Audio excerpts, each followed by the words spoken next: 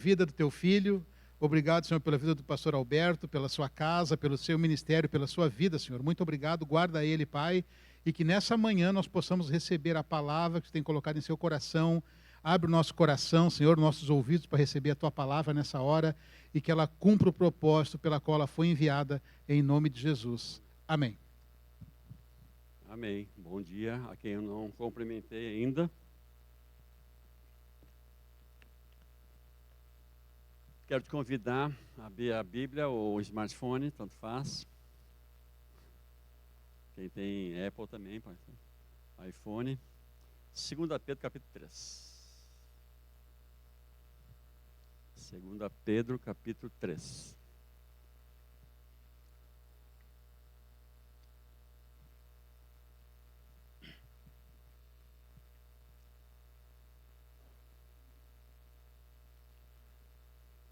Abriram? Tudo bem? Vamos lá. Nós estamos estudando as cartas de Pedro, né, como a maioria de vocês tem acompanhado.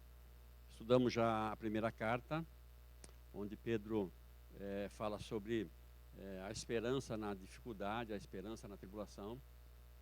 E sabedores que somos, que a vida do cristão é uma vida de provações, como todos aí tem no mundo provações, mas Pedro nos chama a atenção de que nós temos esperança e que não nos está prometido nada diferente de que provações, tribulações, tentações, mas nós temos o Senhor, temos esperança em superar tudo isso, porque a nossa esperança é no porvir.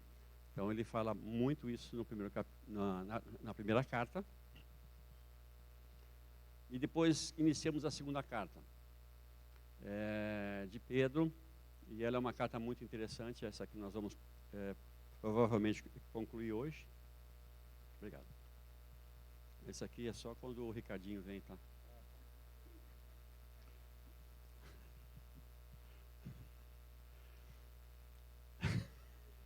Não aguentei. Foi mais forte que eu.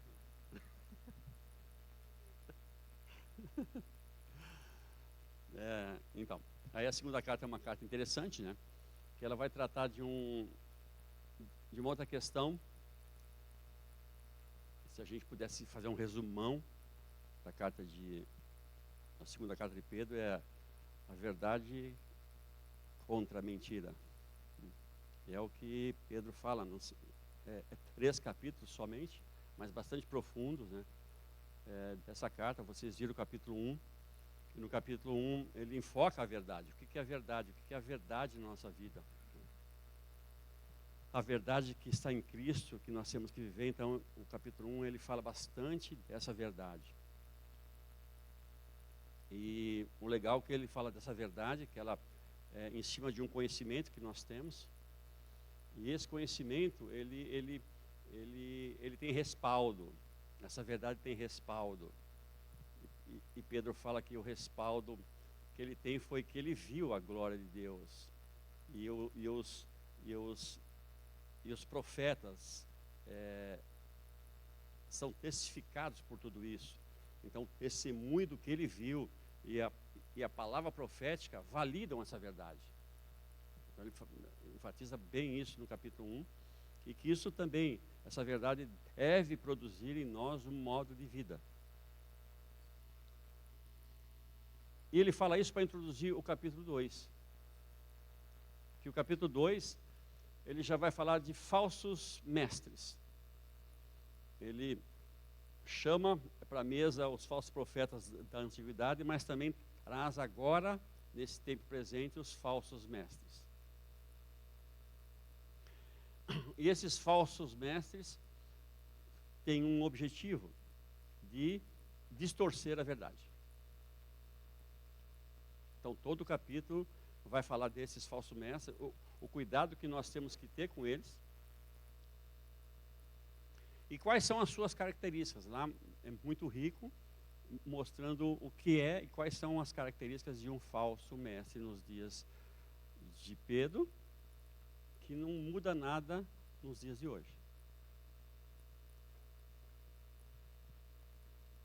E esses esses falsos mestres distorcem a verdade, porque querem atrair as pessoas para si e não para o Senhor. E o distorce a verdade, eles dão um novo sentido para aquilo que é, mas um novo sentido falso. E é interessante que ele fala no final do capítulo 2 também, no final do capítulo 1, que nós falamos da verdade e a base nos profetas e no testemunho, ele vai falar isso, que a profecia, ela foi dada por vontade de Deus e não dos homens. Então, a verdade que nós cremos, ela é com base no conhecimento dado por Deus aos homens que trouxeram para nós isso, os profetas, e posterior a isso, o mandamento do Senhor através dos apóstolos. Então, ele termina o capítulo 1 assim. E termina o capítulo 2 falando das consequências desses falsos profetas, desses falsos mestres, que eles induzem os homens ao erro, ao engano, à libertinagem, até para aqueles que já estavam conseguindo sair dessa situação, eles acabam voltando pelo engano desses falsos mestres. E ele cita um provérbio interessante, né? É como diz o provérbio, ele fala, né? O cachorro voltou ao seu vômito e a porca à lama. É sinistro isso, né? Mas é uma metáfora para dizer realmente o que acontece quando as pessoas estão recebendo a verdade, daqui a pouco falsos mestres induzem ao erro, e essas pessoas acabam voltando ao seu estado original, e é como se, a gente já viu, né? O cachorro que vomita e lambe de volta ao vômito. É duro isso, mas essa é a consequência dos falsos mestres. Capítulo 2. Aí o capítulo 3, ele continua falando, esses falsos mestres, de outra heresia grande dos falsos mestres, que é sobre a vinda do Senhor, a volta do Senhor. Porque, claro, esses falsos mestres, o objetivo deles é estar preso nessa terra. É os seus desejos que prevalecem, são os seus conceitos, é a sua humanidade que prevalece. Então, a vinda do Senhor é irrelevante. Aliás, ela é desnecessária, porque ela é zombada, ela é criticada, a vinda do Senhor. É o que nós vamos ver hoje. Essa zombaria e essas questões da vinda do Senhor, o que elas impactam na nossa vida e o grande engano que esses falsos mestres introduzem na vida da igreja, que hoje não é diferente.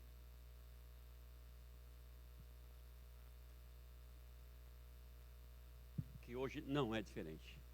Eu quero ler, vou fazer o possível para nós lermos todo esse capítulo 3, que são 18 versículos só, pouquinha coisa.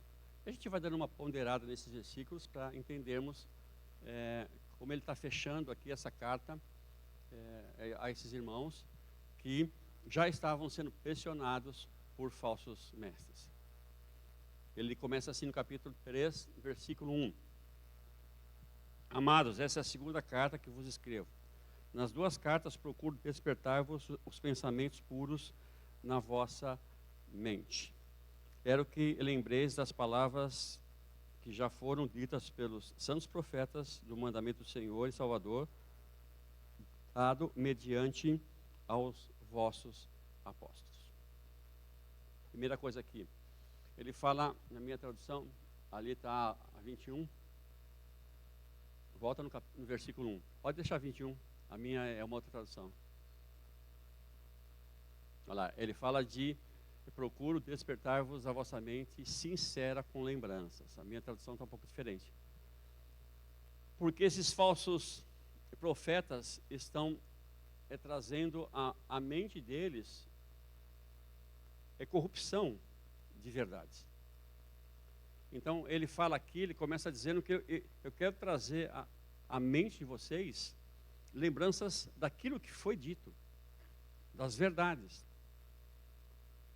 Eu quero trazer a memória de vocês algo que é contra essas falsas heresias que vocês têm ouvido. E eu quero trazer à memória essas lembranças que foram proferidas, essas verdades que foram proferidas pelos profetas e pelos mandamentos do Senhor, chegando até nós através dos seus apóstolos. Então, é importante nós pensarmos nisso, que a verdade, ela está em cima da palavra de Deus. Não é em outro lugar. No Velho Testamento, os profetas, e o Novo Testamento, pelos apóstolos. Então, o que pode despertar em nós verdades absolutas? É a Bíblia. Então, ele está dizendo isso, eu quero despertar vocês a pensarem nisso, a trazer a memória de vocês. Vocês já sabem, vocês já ouviram. Vocês sabem o que foi dito já. E aí ele começa a falar, introduzir esses pensamentos equivocados sobre a vinda do Senhor, que já estavam entrando na mente deles. Versículo 3: sabei, primeiro, que nos últimos dias virão escarnecedores andando segundo os seus próprios desejos. Isso, se nós fôssemos fazer um estudo profundo dessa carta, nós vamos ver que essas coisas estão no Velho Testamento. Isaías fala sobre isso, Malaquias, os profetas falam sobre esses homens escarnecedores que viriam zombando, escarnecendo, zombando. Zombando de quê? Versículo 4, e dizendo, a zombaria deles tem um alvo. A zombaria deles é que Jesus não veio ainda. Está demorando. Quanto tempo já se passou? Onde está a promessa de sua vinda? Desde que os pais dormiram, todas as coisas permanecem como desde o princípio da criação. Cadê Jesus? 2000 anos, mais de 2000 anos se passaram, e cadê Jesus?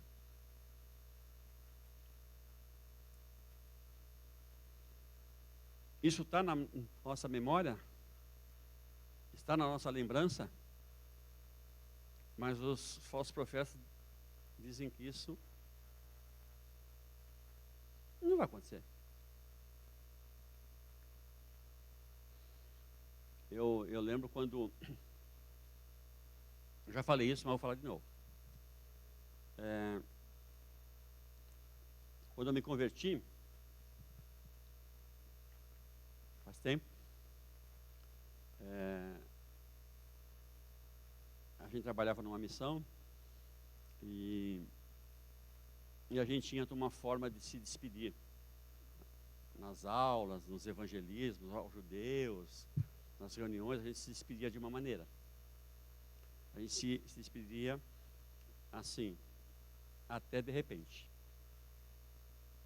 Era algo que a gente, não era só uma frase, eu vou dizer que eu lembro muito bem desse sentimento que a gente tinha. Era uma verdade tão profunda na nossa vida, que a gente achava que aquele momento, a nossa despedida, nós não nos veríamos mais. Até de repente, porque significa até de repente, nas nuvens. Então a gente sempre tinha essa lembrança viva na nossa vida sobre o que iria acontecer. Que a qualquer momento Jesus poderia voltar. Se passaram 40 anos disso. E não voltou. Mas será que essa esperança continua viva? 40 anos, a maior parte aqui nem tem, né? De idade. E a gente já tinha essa esperança, era muito efervescente na nossa vida. Jesus está voltando. Sabe, e a zombaria sobre essa questão, ele começa a falar, explicar Pedro aqui, por que que eles zombam. Falta entendimento, falta conhecimento para essas pessoas que zombam, que Deus tem um plano, e o seu plano é traçado por Ele mesmo. Não é pelo homem. O plano de Deus não depende de mim nem de ti. O plano de Deus depende dele. Ele estabeleceu o seu plano e é assim que ele faz. E esse plano, ele começa a falar aqui rapidamente que ele é desde sempre. Então ele fala que esses homens ignoram, ou seja, eles não consideram o que Deus fez. Se não consideram o que Deus fez, não conseguem pensar nisso, muito menos no que Deus vai fazer. E ele fala isso no versículo 5. Eles, é de propósito, ou seja, não é uma falta de conhecimento, é deliberado. Os falsos mestres deliberadamente não acreditam nisso. Ignoram isto, que pela palavra de Deus, já desde a antiguidade, existiam os céus e a terra, que foi tirada da água e no meio da água subsiste. Por essas coisas também pereceu o mundo de então, coberto pelas águas do dilúvio. Os céus e a terra que existem agora, porém, pela mesma palavra, têm sido guardadas para o fogo, sendo reservados para o dia do juízo, da perdição dos homens ímpios. Ele também falou isso no capítulo 2, deu exemplos desses falsos profetas, usando Noé, usando Ló, que Deus salva, Deus julga e salva, julga e salva. E é isso que ele está dizendo aqui, que eles ignoram que o mundo já foi julgado pelas águas. Um dia, o juízo de Deus veio sobre o mundo e todos pereceram. Quem pereceu? Ele diz aqui, o mundo, Deus faz isso por causa dos ímpios. E o que é um ímpio? Então, uma pessoa má, né? Cara ruim, faz maldade. É a ideia que a gente tem. Então, com essa ideia, a gente pode pensar, bom, o ímpio, então aquelas pessoas boazinhas estão isentas de juízo. Não, aqui não é questão essa. O ímpio aqui é uma pessoa que não acredita em Deus. Que não acredita nas verdades, não acredita em Deus, não acredita na existência de Deus. Esse é um ímpio. Ele rejeita Deus. Rejeita as verdades absolutas de sua palavra. Esse é o ímpio. Pode ser a pessoa mais boa do mundo. Pode ser a pessoa que faz mais obras sociais do mundo. Não crê em Deus, ajuda o próximo, ótimo, mas é um ímpio. E se o juízo chegar, é perdição. É o que ele está dizendo. Que aí Deus agora preserva esse mundo, não mais para ser destruído pelas águas, mas sim pelo fogo. Isso é ruim. Mas é o que ele diz. O mundo será destruído pelo fogo. Ele fala 3 vezes na sua carta isso. A destruição do mundo pelo fogo. Mas a gente vai ver 2 vezes aqui ele falando sobre isso. Nesse capítulo fala 2 vezes.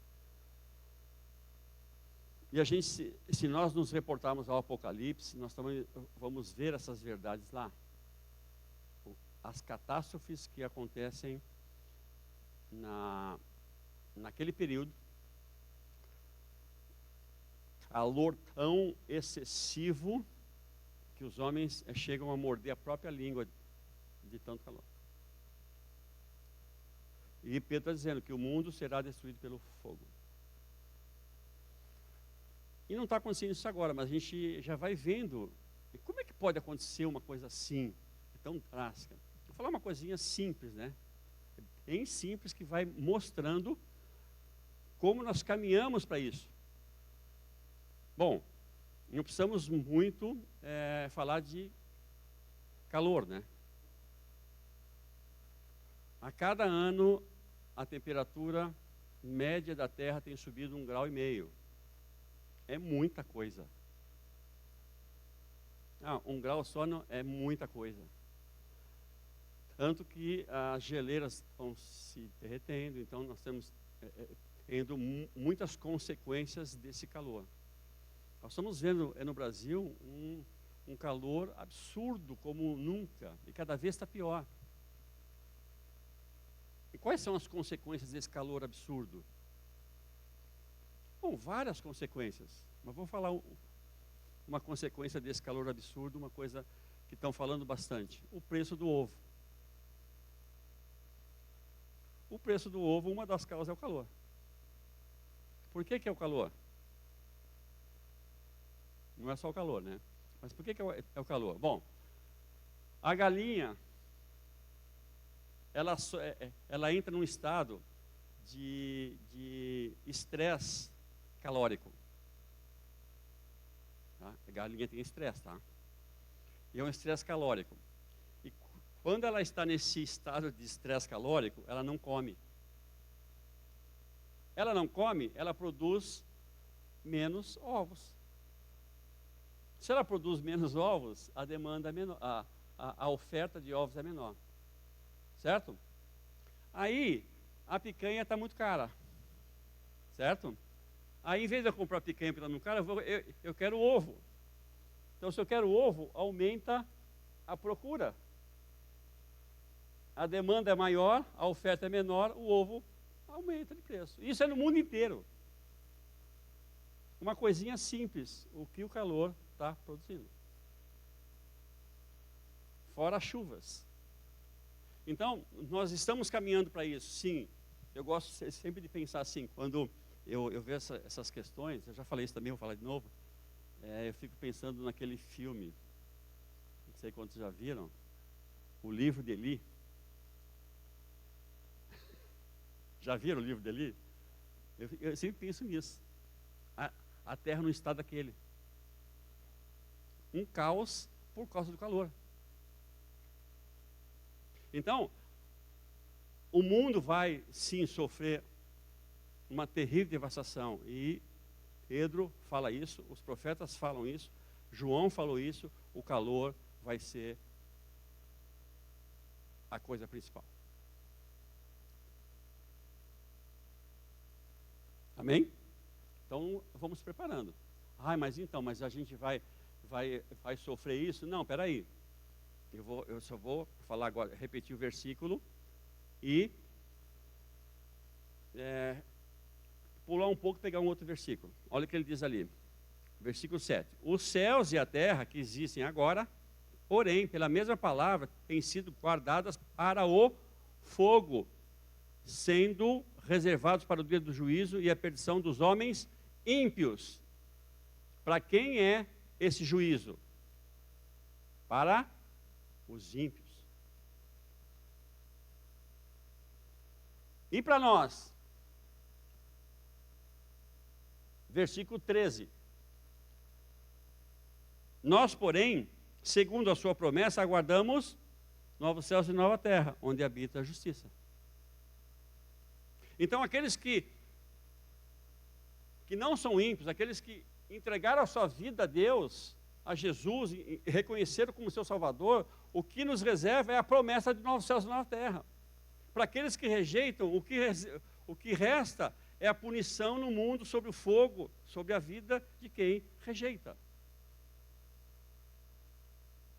E aqui estão os zombadores, todos eles. Nós não estamos sujeitos a isso, nós estaremos. Porque agora está quente, vai ser muito pior.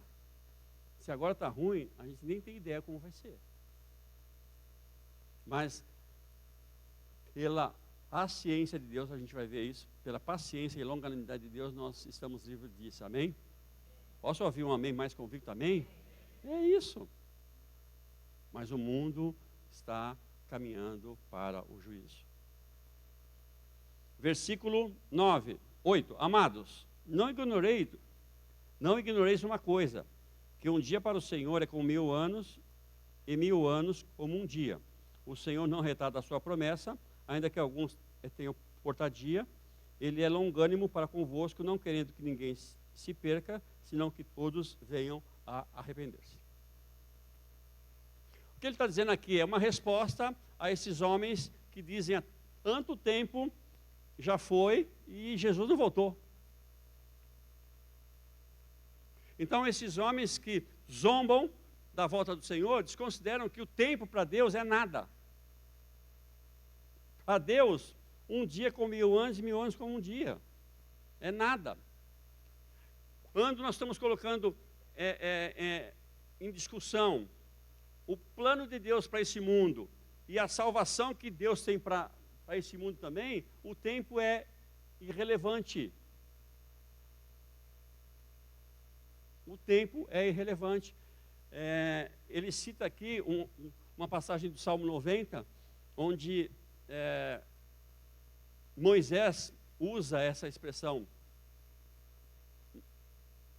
falando da brevidade da vida do homem. Para Deus, 1000 anos é como o dia que passou, é nada. Deus está fora do tempo, mas nós estamos no tempo, porque o tempo foi criado por Deus. Então é isso que ele está dizendo aqui, que essas pessoas que zombam da volta do Senhor desconsideram que para Deus o tempo é irrelevante. Vai demorar? Está demorando? Não está demorando, está dentro do plano de Deus. Não está demorando. Demora dentro da minha perspectiva. A volta do Senhor está demorando dentro do que eu gostaria que fosse. Sinceramente, eu gostaria que já tivesse sido. Mas não foi por quê? Porque Deus tem um plano. E Ele fala rapidamente desse plano aqui no versículo 9. Porque Deus quer que as pessoas sejam salvas.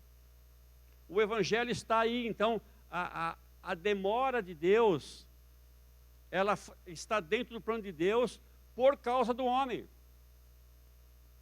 Porque se já tivesse voltado há 50 anos atrás, eu não estaria aqui. Então Deus tem um plano para a raça humana, que é de salvação. Então não está demorando. Ele está no tempo que Ele determinou. Ele é longânimo. O que é longânimo? É paciente. Ele aguarda. Sem preocupação, sem desespero. Ele é paciente, não querendo que o homem se perca, senão que sejam salvos. Esse é o plano de Deus. Que as pessoas zombam porque ignoram. Ignoram o plano que Deus tem para esse mundo e para a raça humana. E aí ele começa a falar no versículo 10, uma coisa muito importante. Porque Deus não marcou o dia para vir. Se Ele tivesse marcado o dia para vir, talvez a maior parte dos homens deixariam para a véspera, né? E a gente sempre faz isso, né? Tudo deixa para a véspera, né? Deus conhece o homem, e não tem véspera, Ele vai chegar. E como é que Ele chega? É o que Ele está dizendo no versículo 10. O dia do Senhor, porém, virá como um ladrão. Não tem aqui uma conotação que o dia do Senhor é uma coisa ruim. Falando ainda do tempo. Um ladrão não avisa quando rouba. É ou não é? Ele chega do nada. De repente, sem tu perceber. Eu estava lembrando hoje de manhã, estava repassando isso. Teve um episódio de um assalto que a gente viveu e a gente saiu num domingo, um irmão sofreu um acidente sério, foi eletrocutado e ele foi levado para o Cristo Redentor. A gente foi, isso foi à tarde, a gente ficou lá até umas 9:30 da noite, a gente saiu. Estava eu e a Inês, eu deixei o carro na rua, parado numa travessa assim, bem em frente ao Cristo Redentor.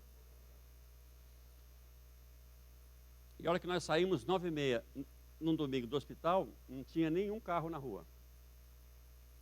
Nós Descemos a travessa, só tinha um carro, o nosso. Eu olhei aquilo e não me caiu bem, aquela cena. Que, só a gente. Eu falei para a Inês, vai rápido, vamos entrar rápido no carro. E eu, normalmente, a gente ia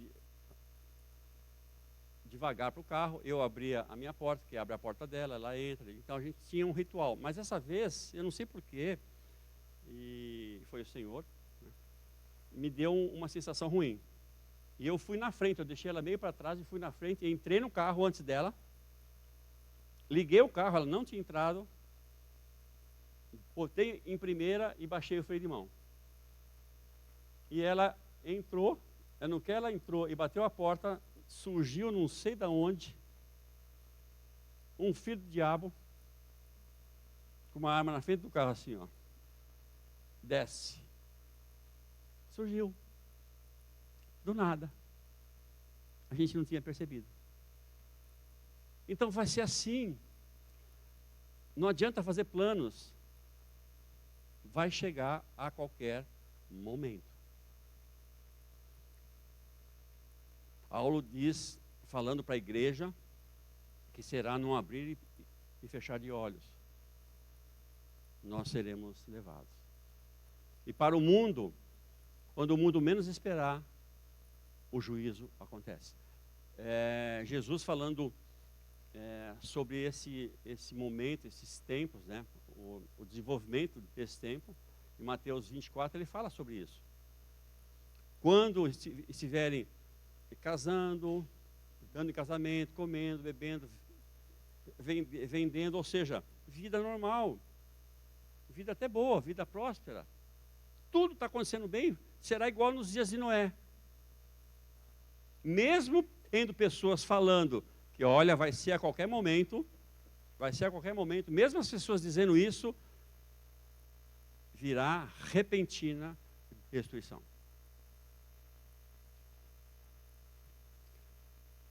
E ele diz assim, os céus, versículo 10, os céus passarão com grande estrondo e os elementos ardendo se desfarão e a terra e as suas obras serão descobertas. Então não tem a ideia aqui também de uma aniquilação. Ele está falando aqui de fogo, na segunda vez que ele fala, não tem ideia de aniquilação, ou seja, vem o fogo, a destruição, todo mundo, os ímpios morrem e acabou. Aniquilado, o mal está aniquilado, não tem essa ideia. A ideia aqui é que o fogo, ele diz aqui, ó, os elementos ardendo se esfarão e as obras serão descobertas. Aqui, o sentido de que o fogo, né, se a gente pegar um metal nobre e submeter ele ao fogo, as impurezas vão saindo, é ou não é? Essa é a ideia. Aqui a ideia é de que as obras dos homens vão aparecer. Nesse juízo, as obras dos homens vão aparecer. Então não há uma aniquilação, há sim um julgamento sobre os ímpios. Mas é sobre fogo.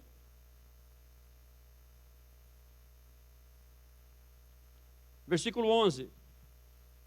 Havendo, pois, de perecer todas essas coisas, que pessoas não deviam ser em santidade e piedade? É uma pergunta que ele faz agora. Faz para mim e para ti. É verdade a volta do Senhor? Sim ou não? É verdade? Sim ou não? Ela vai ser mundial? Sim ou não? Vai ser sobre os ímpios? Sim ou não? Nós teremos uma nova esperança de novos céus e nova terra? Sim ou não? Então nós sabemos dessa verdade, não sabemos? Então como é que tem que ser a nossa vida? Se nós sabemos disso, essa é a pergunta que ele faz. Se nós sabemos essas verdades, versículo 11, que pessoas não deviam ser em santidade e piedade.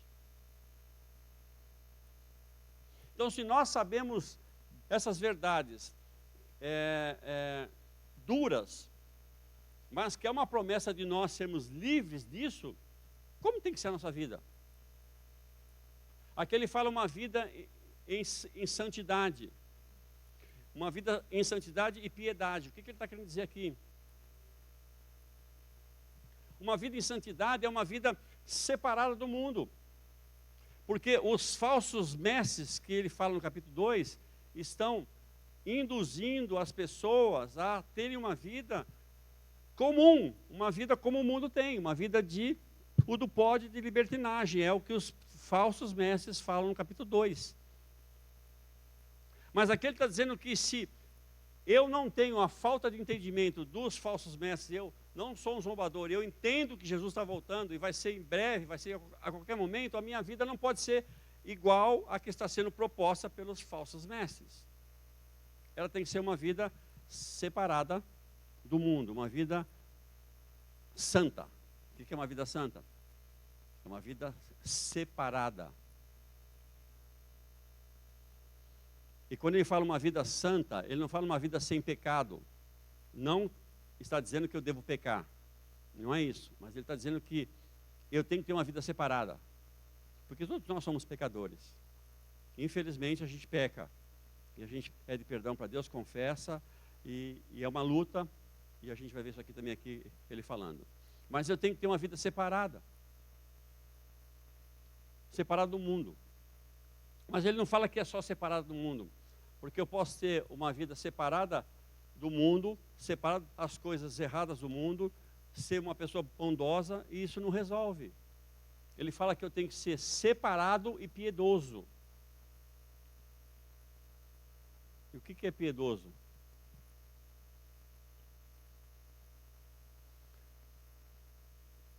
A gente às vezes tem uma ideia do piedoso, duas coisas erradas que a gente pensa nessa palavra piedoso.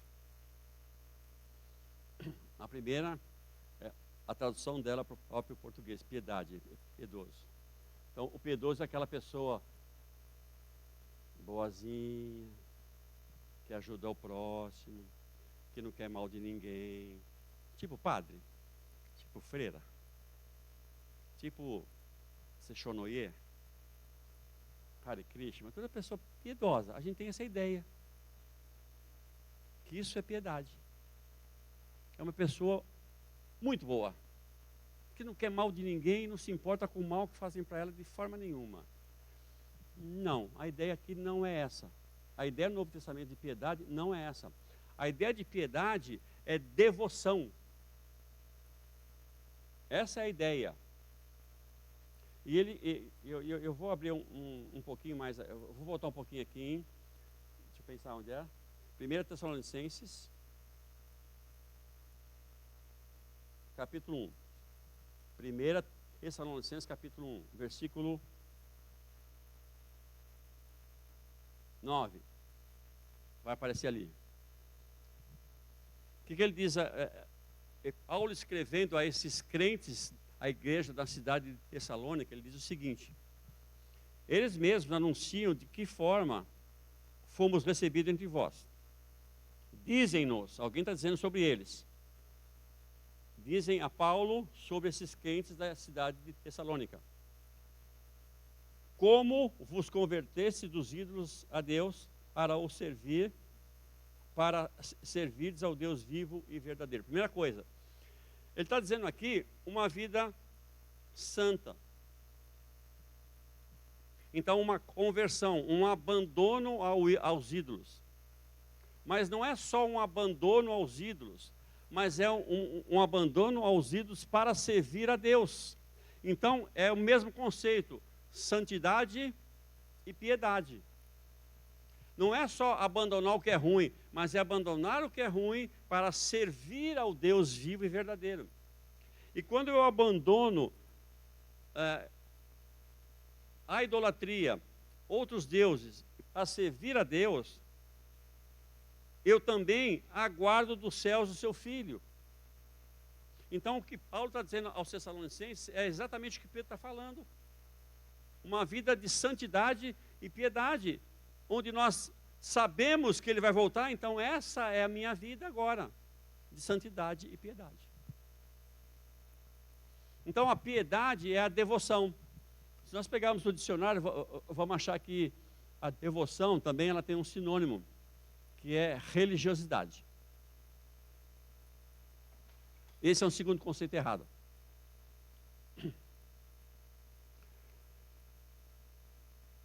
É bom ou é ruim ser religioso?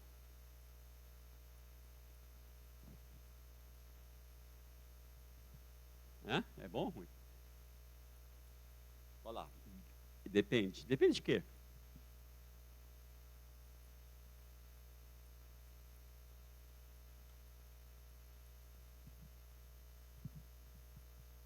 O que Paulo disse aqui, e o que Pedro disse, é que nós devemos ser religiosos.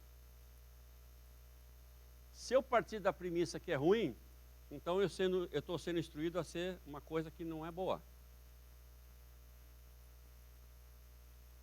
Mas por que o conceito atual, ou o conceito mesmo naquela época de religiosidade, tinham religiosos que eram fariseus, então por causa da atuação equivocada e errada na religião, eu passo a achar que a religião não é boa.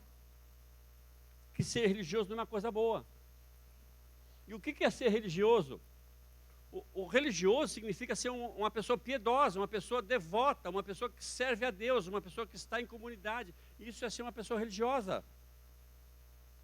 Mas nós pegamos o erro do religioso e achamos que isso para nós não serve, nós não vamos ser religiosos.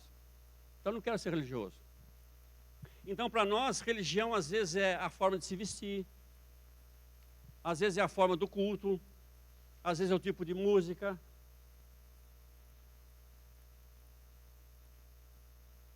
Às vezes é ter ou não ter barba, isso é ser religioso ou não. E religião não tem a ver com isso. A verdadeira religião, inclusive Tiago fala que tem uma verdadeira religião. Qual é a verdadeira religião que Tiago fala? Alguém lembra?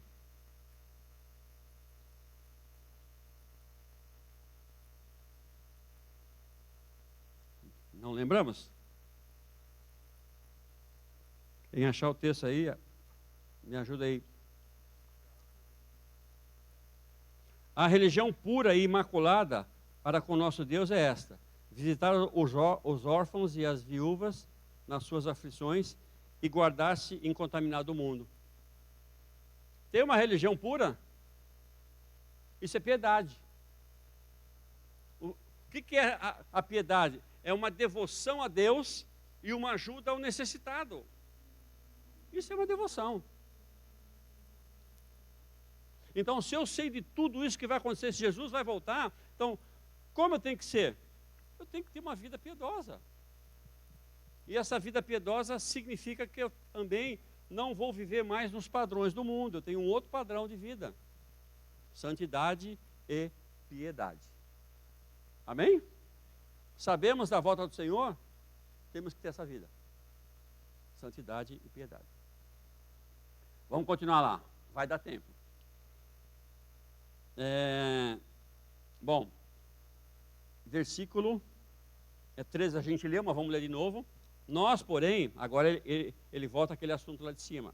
Nós, porém, segundo a sua promessa, aguardamos novos céus e nova terra, nos quais habita a justiça. Pelo que, amados? Aqui tem uma outra orientação. Pelo que, amados? Aguardando essas coisas, que coisas é essas que ele está dizendo agora? Novamente, a volta do Senhor, como ladrão, a gente aguarda novos céus e nova terra. Então, procurai que dele sejais achados imaculados, irrepreensíveis e em paz. 3 coisas aqui. Ali está ao contrário, né? Achados em paz, imaculados e irrepreensíveis. Bom, a paz aqui, ela tem um caráter triplo, a paz. Então, como é que eu estou em paz, achado em paz? Aí eu falo de uma paz plena. Como que é uma paz plena? Primeiro, eu estou em paz com Deus. Segundo, eu estou em paz com os irmãos. E terceiro, eu estou em paz comigo mesmo. Então, eu estou em paz. Essa paz que ele está dizendo aqui nesse contexto é: eu sei do meu destino, eu sei da minha promessa, eu estou em paz. Eu sei para onde eu vou. Eu sei as promessas que estão para a minha vida. Eu estou em paz, é isso que ele está falando. Mas ele diz também que não é só estar em paz consigo mesmo, é ser sem mácula e irrepreensível. O que é isso? Sem mácula e irrepreensível. Como é que está naquela tradução? Imaculados e irrepreensíveis. O que é imaculado e irrepreensível? Imaculado é sem marcas, sem manchas.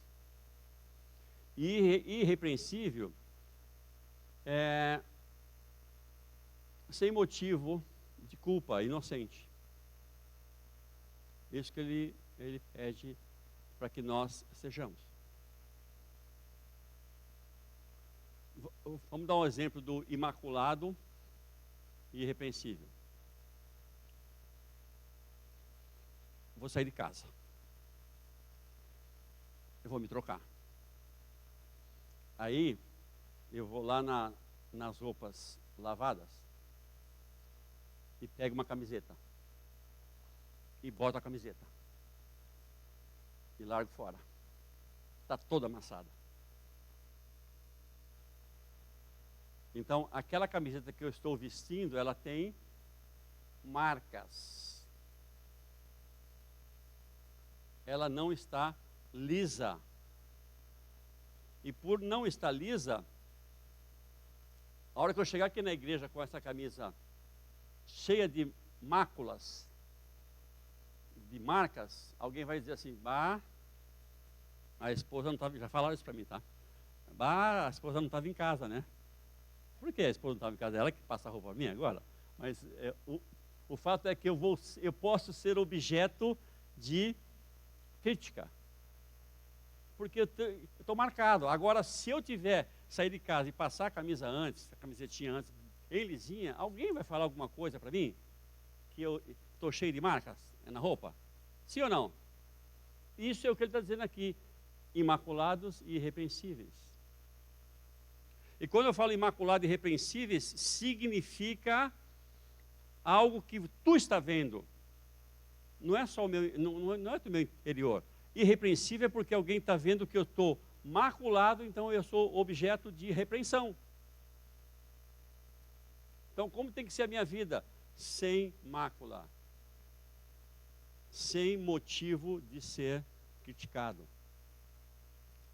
Isto é uma luta para mim e para ti. Porque ele fala aqui que eu tenho que procurar ser assim. Essa palavra procurar, ela tem um sentido mais profundo do que no português. Procurar parece assim: onde que está o meu celular? Tá, beleza. Eu não achei, depois eu vejo. A procura aqui é uma procura, um empenho tão grande até que se encontre. É o zelo. Eu tenho que achar, eu tenho que procurar. Essa procura não é uma procura simplória, mas é uma procura aos últimos esforços. Então é uma luta para mim, para ti, ser isso. Eu tenho que lutar, eu tenho que buscar, eu tenho que dedicar minha vida a ser irrepreensível e sem mácula. Porque eu sei para onde eu vou, eu sei quem me tirou disso. Eu preciso ter uma vida separada e piedosa. Amém? Deu para entender aqui? Esse versículo aqui? Versículo 15. Tende por salvação a longanimidade do Senhor, como também o nosso amado irmão Paulo vos escreveu, segundo a sabedoria que lhe foi dada. Em todas as suas cartas ele escreve da mesma forma, falando acerca de coisas. Suas cartas contêm pontos difíceis de entender, os quais os indoutos e inconstantes torcem, como fazem também com as outras escrituras, para a sua própria perdição. Para quê? Ele começa dizendo o seguinte: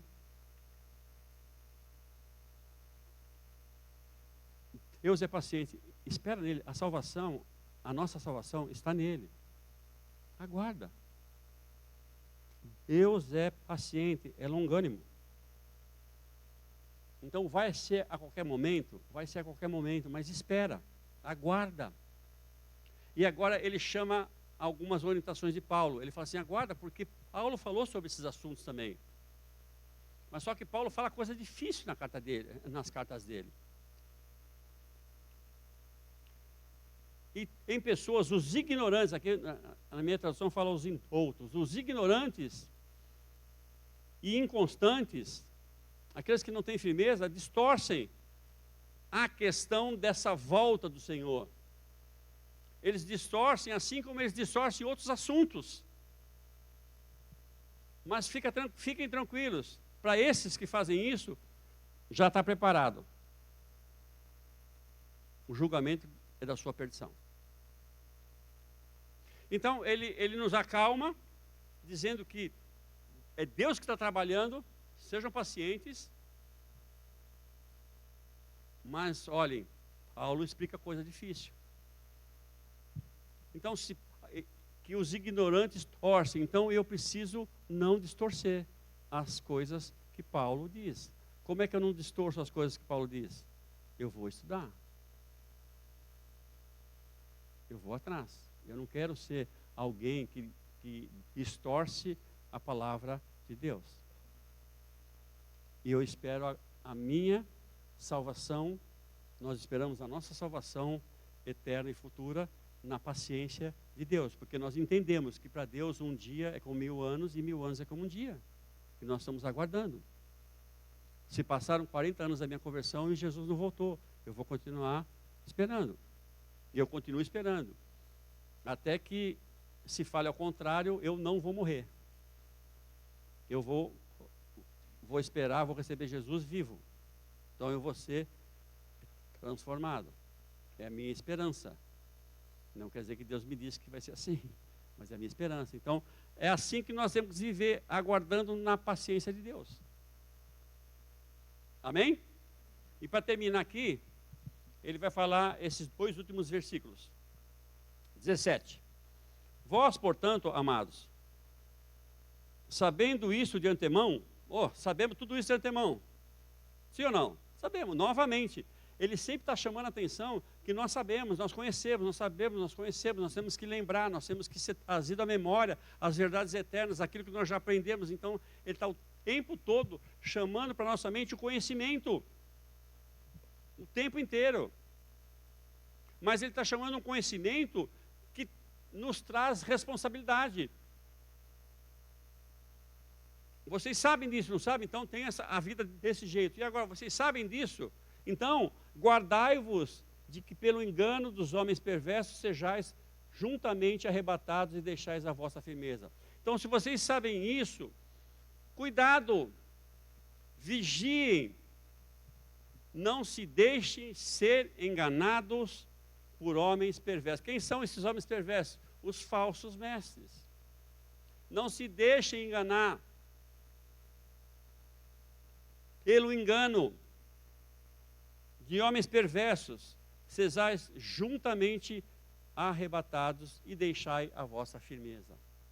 Sedução, não se deixem ser seduzidos por esses homens, esses falsos mestres que negam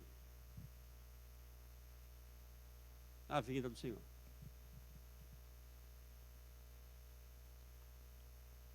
Amém? Então eu tenho que vigiar. Como é que eu vigio? Como é que eu sei que é um falso mestre?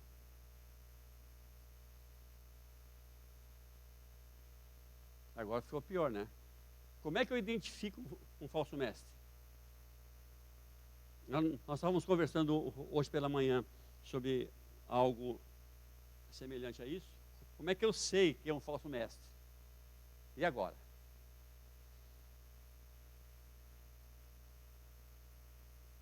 Ou se ele falar, será que ele falou? Mas não sei.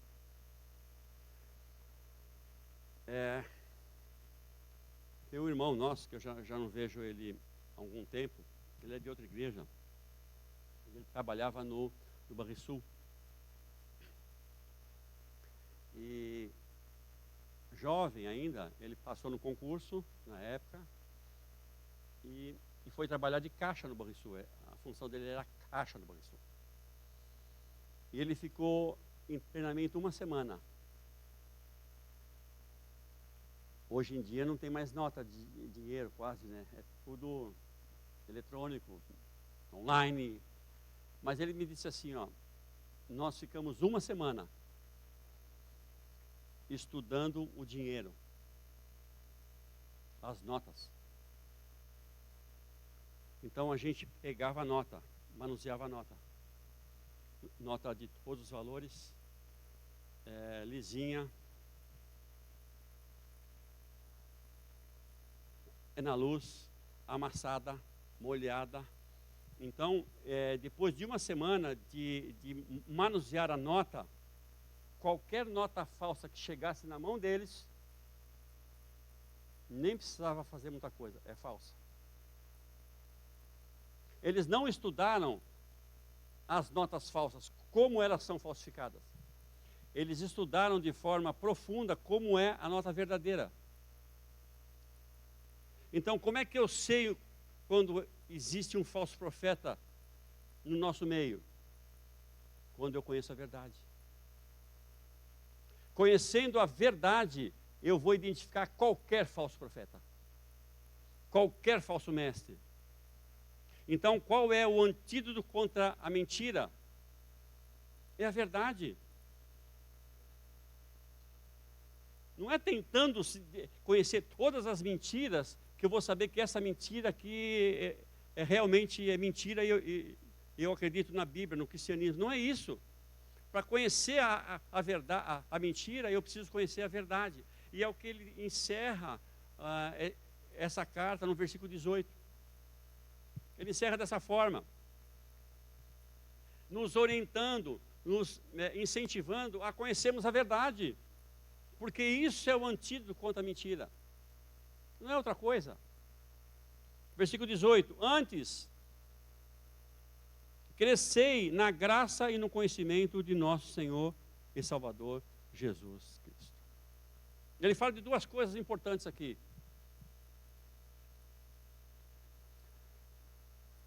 Eu vou mudar a palavra aqui, só para a gente entender, mas crescer na graça, ele está falando de piedade, está falando de relação. Então, eu me relaciono com Deus, é importante que eu tenha uma vida com Deus, eu tenho que crescer nessa relação com Deus.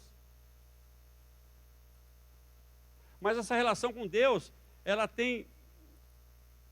é composta. Nessa minha relação com Deus implica em conhecê-lo. Então, como é que eu vou ter uma vida digna?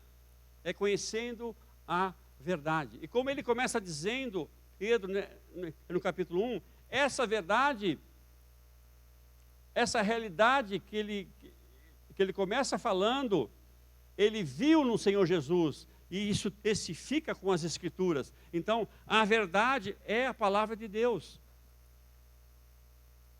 Então, a nossa fé, ela se baseia em verdades eternas, não da cabeça dos homens.